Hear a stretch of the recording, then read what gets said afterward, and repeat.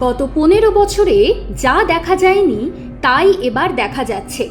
আরও ভালো করে বললে, সরকারে আসার আগে যা যা প্রতিশ্রুতি দিয়েছিল বিজেপি, তাই যেন একে একে পূরণের চেষ্টা করে যাচ্ছেন শুভেন্দু অধিকারী। নারী নিরাপত্তার বার্তা দিয়েই পশ্চিমবঙ্গে ক্ষমতায় এসেছে বিজেপি।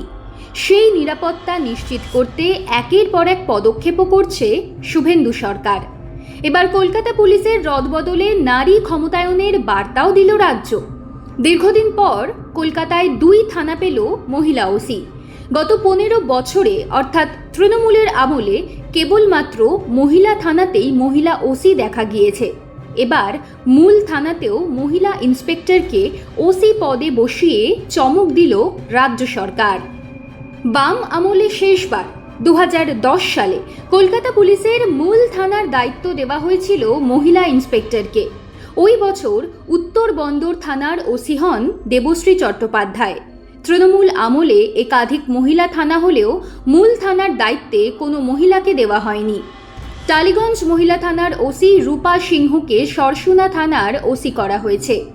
উল্টোডাঙ্গা মহিলা থানার ওসি চামেলি মুখোপাধ্যায়কে সিঁথি থানার ওসি করা হয়েছে। 1.5 দশক বাদে কলকাতা পুলিশের থানার ওসি হলেন কোনো মহিলা। কলকাতা পুলিশের 33টি থানার ইন্সপেক্টর পদে বদলি করা হয়, তাতেও এই সিদ্ধান্ত পুলিশ কমিশনারের। তবে এও ঘটনা যে তৃণমূল আমলে কলকাতায় প্রথম মহিলা থানা তৈরি হয়। এছাড়া ভোটের ঠিক আগে কলকাতায় পিঙ্ক বুথ এবং শাইনিং নামের 2 উদ্যোগ নিয়েছিলেন প্রাক্তন মুখ্যমন্ত্রী মমতা বন্দ্যোপাধ্যায়। মহিলা পুলিশের টহলদারি বাহিনী মোবাইল প্যাট্রোল টিমও নামানো হয়েছিল রাস্তায়।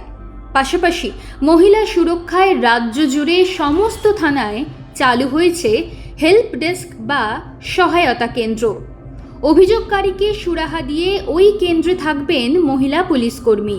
তাঁরা যাতে অভিযোগকারীর বক্তব্য শোনেন এবং তাঁদের সঙ্গে সংযত ব্যবহার করেন, সেজন্য কলকাতা পুলিশে কর্মরত 180 জন মহিলা পুলিশকে বৃহস্পতিবার প্রথম দফায় প্রশিক্ষণ দেওয়া হলো।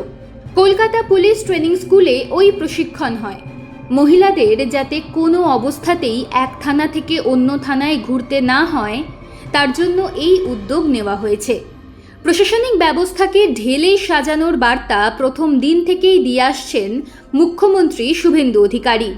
আর তাতে যে কোনোভাবে আপোষ করবে না রাজ্যের নতুন সরকার, তাও প্রমাণ হয়ে গেল। ক্ষমতায় আসার পর এই নিয়ে কলকাতা পুলিশে দ্বিতীয়বার রদবদল হলো। এর আগে কলকাতা পুলিশের রিজার্ভ ফোর্সের ডেপুটি কমিশনার জাফর আজমল কিদওয়াইকে কলকাতা পুলিশের জয়েন্ট পুলিশ কমিশনার করা হয়। কিছুদিন আগেই 108 জন আইসির বদলির নির্দেশ দেয় নবান্ন।